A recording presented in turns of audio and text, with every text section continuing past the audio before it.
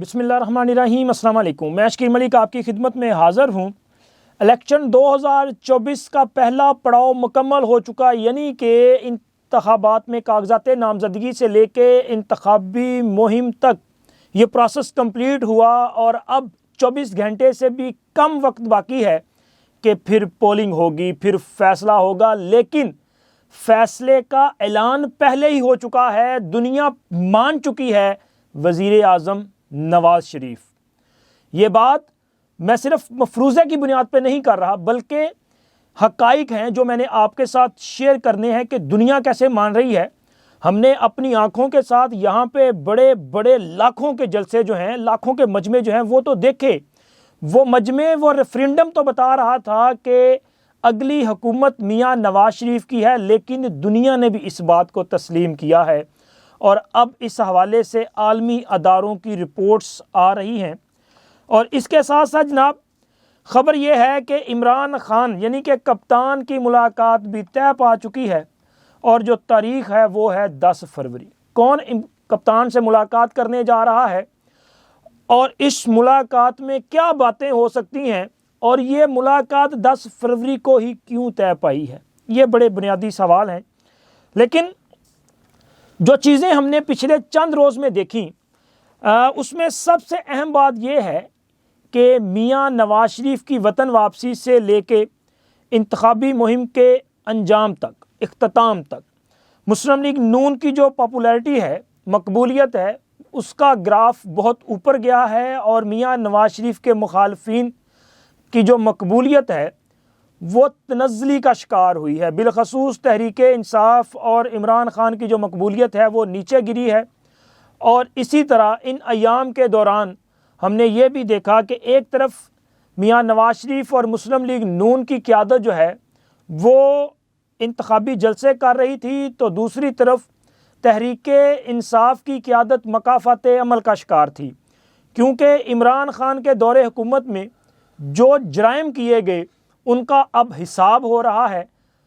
Cases चल रहे हैं, उन पे फ़ैसले आ रहे हैं और इमरान खान ने अपनी हुकूमत जाने के बाद पाकिस्तान में जो साजिशें की, उन साजिशों पर भी उनसे हिसाब किताब जो है वो किया जा रहा है।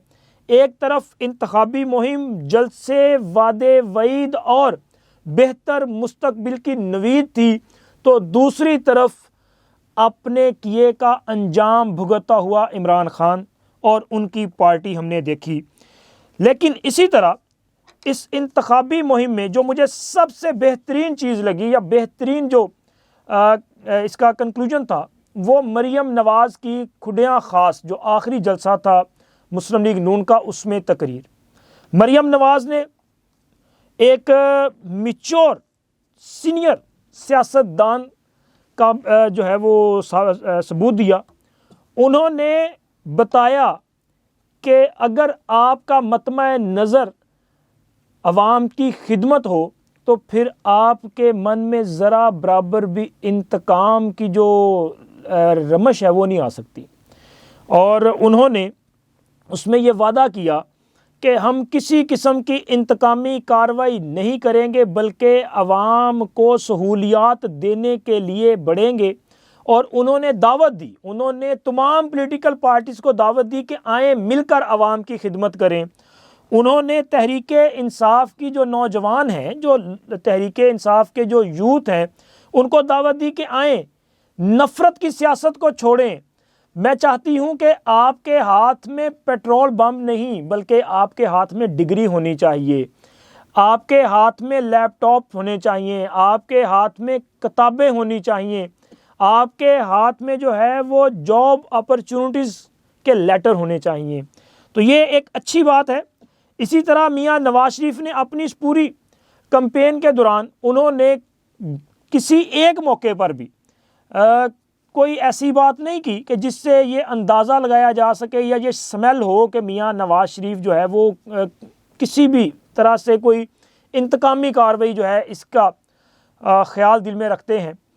उन्होंने भी बड़ेपन का मुजाहरा किया और जो सबसे बेहतरीन चीज़ रही वो ये थी कि इमरान खान और बुशरा बीबी के ख़िलाफ़ केसों के फ़ैसले आ रहे थे, लेकिन किसी एक मौके पर भी मुस्लिम लीग नून के किसी भी लीडर ने اس بنیاد پہ انتخابی مہم نہیں چلائی. انہوں نے میچورٹی کا مظاہرہ کیا اور اپنا انتخابی منشور لوگوں کے سامنے رکھا اور انہیں بتایا کہ اگر ان کو موقع ملے گا تو وہ پاکستان کی تقدیر کو کیسے بدلیں گے. یہ ایک اچھی بات تھی. حالانکہ میں سوچ رہا تھا کہ اگر تحریک انصاف اور مسلم لیگ نون ذرا پلڑا چینج ہو جاتا کہ یہی کیس نون لیگ والوں کے چل رہے ہوتے تو تحریک انصاف والے کیا کرتے؟ چھوٹے ان کے جو لیڈران ہیں وہ تو جو کرتے سو کرتے. عمران خان نے خود انہی کیسز کی بنیاد پہ تقریریں کرنی تھی، کیونکہ عمران خان کا صرف ایک ہی کام ہے، وہ صرف کردار کشی کرنا جانتے ہیں اور سیاست وہ صرف بلیم گیم کرتے ہیں سیاست میں. چونکہ ڈیلیور وہ کر نہیں سکتے، ان کو یہ تو پتہ ہی نہیں ہے نا، ویژن تو ہے ہی نہیں کہ ملک کیسے چلایا جاتا ہے، ریاست کیسے چلائی جاتی ہے، معیشت کیسے سنبھالی جاتی ہے. نہ ان کا یہ ویژن ہے اور نہ ہی انہوں نے کبھی اس بارے میں سوچنا ہوتا ہے کہ یہ میں نے کرنا ہے، کیونکہ ان کو لانے والے بھی کوئی اور تھے اور جب وہ لے آئے تو تب عمران خان کا خیال تھا کہ ملک بھی انہیں ہی چلا لیں. اور عمران خان تو وزیر اعظم کے طور پہ صرف تقریریں کر سکتے تھے اور وہ کرتے رہے. اور اب میاں نواز شریف کا وہ ویژن جو کئی بار میں نے آپ کے سامنے رکھا کہ دیکھیں میاں نواز شریف نے اس سے پہلے یہ ثابت کیا کہ وہ ڈیلیور کرتے ہیں.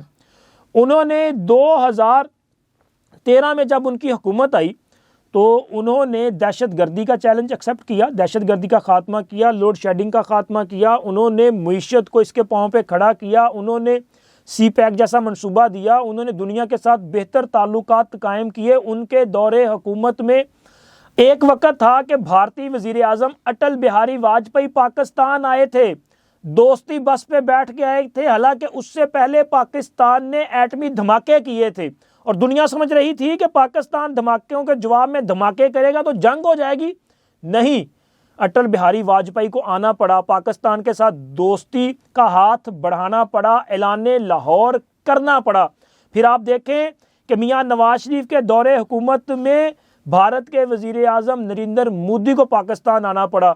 سر یہ جو لوگ آتے ہیں نا آپ کے ہمسائے یا دیگر ممالک کے جو وزراء صدور اور وہاں کی جو اہم شخصیات ہیں وہ ایسے نہیں آ جاتے، یہ دوستی ہوتی ہے اور دوستی کی وجہ سے آپ کے ملک میں آپ کے خطے میں امن قائم ہوتا ہے. جب امن قائم ہوتا ہے تو کاروبار بڑھتا ہے، جب کاروبار بڑھتا ہے تو پیسے کی سرکولیشن ہوتی ہے اور آپ کی معیشت مضبوط ہوتی ہے. عمران خان نے تو وہ خود ایکسیپٹ کیا کہ انہوں نے کئی بار کوشش کی کہ ان کی نریندر مودی سے بات ہی ہو جائے. ان کو دنیا سنجیدہ ہی نہیں لیتی، ان کا کوئی فون سننے کو تیار نہیں تھا. ایون کہ یہ تو اس قسم کے لوگ تھے کہ انہوں نے پاکستان کے جو بڑے درینہ دوست تھے، وہ سعودی عرب ہو، وہ چین ہو، وہ UAE ہو یا دوسرے ہو، انہوں نے تو ان کو ناراض کر دیا تھا اپنی بیوقوفیوں کی وجہ سے. تو ان سے دنیا کیسے ساتھ مل کر چل سکتی ہے؟ میاں نواز شریف جنہوں نے ڈیلیور کیا اور ان کی اس پرفارمنس کو، کارکردگی کو دنیا مانتی ہے.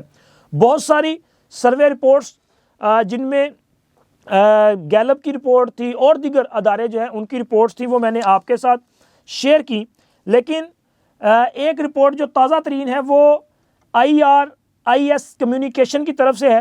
اس رپورٹ میں بھی میاں نواز شریف کی مقبولیت اور مسلم لیگ نون کی مقبولیت کی تصدیق کی گئی اور یہ بتایا گیا ہے کہ جنوری 2024 میں تحریک انصاف کی جو عوامی مقبولیت تھی اس میں کمی آئی ہے، وہ 43% سے کم ہو کر 35% پہ آ چکی ہے.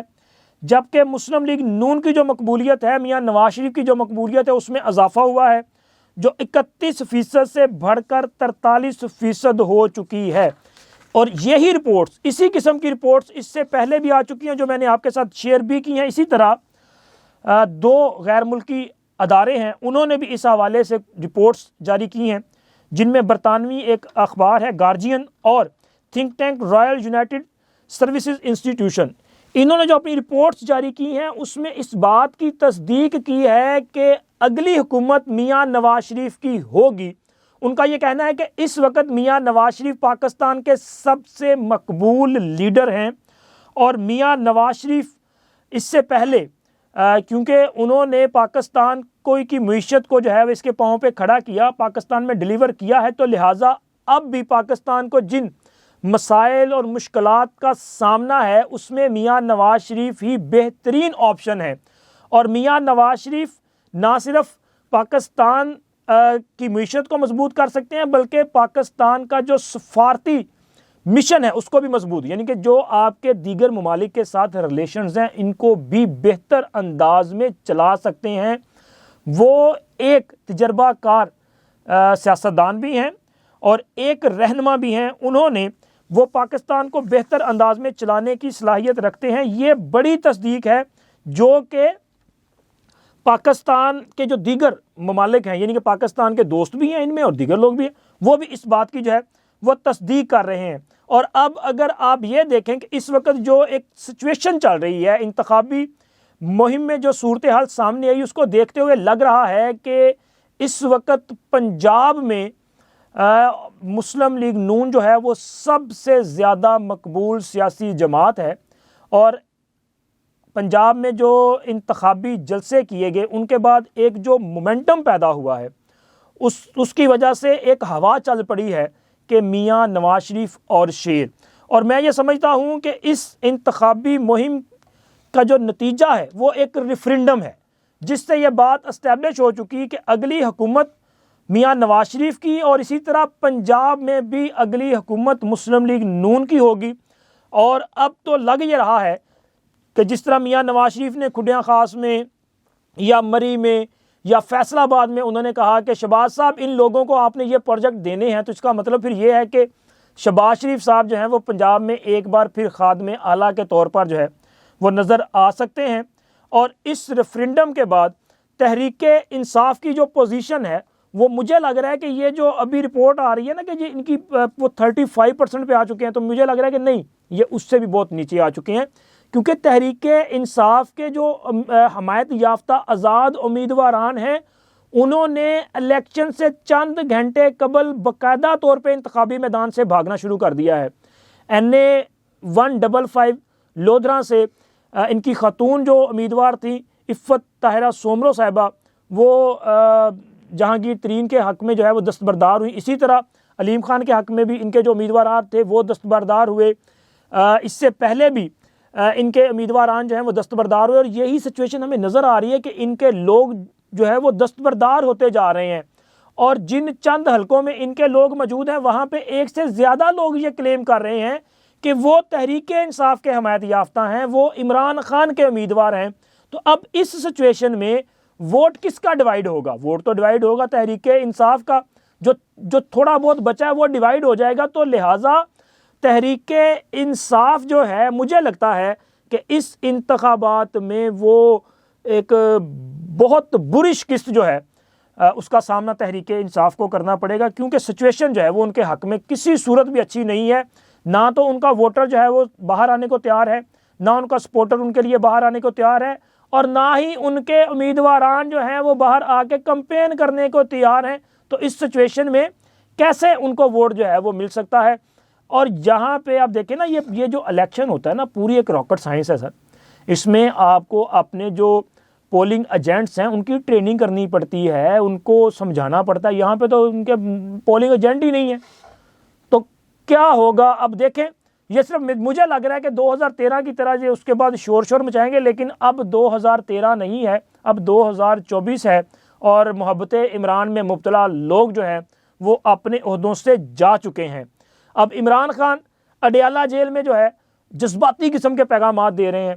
ان کا ایک پیغام جو ہے وہ تحریک انصاف کی سوشل میڈیا پہ بڑی ایکٹیو ہے. ان کی ایک وکیل خاتون لائر ہیں مشال یوسفزئی، تھنک یہی نام ہے ان کا. انہوں نے بھی یہ 1-2 دن قبل آ کے باہر بتایا تھا نا کہ جی خان کا یہ پیغام ہے کہ 8 فروری کو میرے لوگ باہر نکلیں گے اور انشاءاللہ 10 فروری کو ملاقات ہوگی.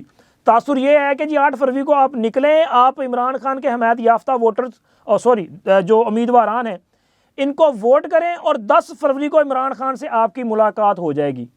کیسے ملاقات ہو جائے گی؟ چلیں جی آپ تھوڑی دیر کے لیے تصور کریں کہ واقعی عمران خان کے حمایت یافتہ امیدوار جو ہیں وہ جیت جائیں، تو کیا ایسی صورت میں بھی عمران خان جو ہے وہ 10 فروری کو جیل سے باہر آ جائیں گے؟ جس بندے کو 31 سال قید کی سزا ہے وہ کیسے 24 گھنٹوں میں جو ہے وہ ملک سے جیل سے باہر آ جائے گا؟ یہ صرف لوگوں کو جو دھوکہ دینے کی کوشش ہے بالکل اسی طرح کہ ان کا کام ہے پروپیگنڈا کرنا اور چیزوں کو جو ہے وہ اپنا خراب کر کے پیش کرنا، لوگوں کو یہ تاثر دینا کہ جی عمران خان واہ رہا ہے، عمران خان چھا رہا ہے۔ اور بھائی عمران خان جا چکا ہے، عمران خان ختم ہو چکا ہے، عمران خان کی سیاست جو ہے وہ اپنے منطقی انجام کو پہنچ چکی ہے، کیونکہ عمران خان نے پاکستان میں جو سازشیں برپا کی ہیں اب ان کا حساب کتاب دینے کا وقت ہے، اب باہر آنے کا وقت نہیں ہے، اب تو جناب اندر ہی آپ کے رونے اور کرلانے کا وقت ہے۔ تو دیکھیں کب تک عمران خان جو ہے وہ اپنے لوگوں کو اس طرح سے دھوکہ دینے کی کوشش کرتے ہیں، کیونکہ رہ تو اس پیچھے گئے ہیں چند گھنٹے، جیسے جیسے رزلٹس آئیں گے آپ کو پتہ چلنا شروع ہو جائے گا کہ جی عمران خان کی چیخو پکار جو ہے وہ کہاں تک جا رہی ہے۔ اب تک اتنا ہی، انشاءاللہ ملتے ہیں اگلی ویڈیو میں، اللہ حافظ۔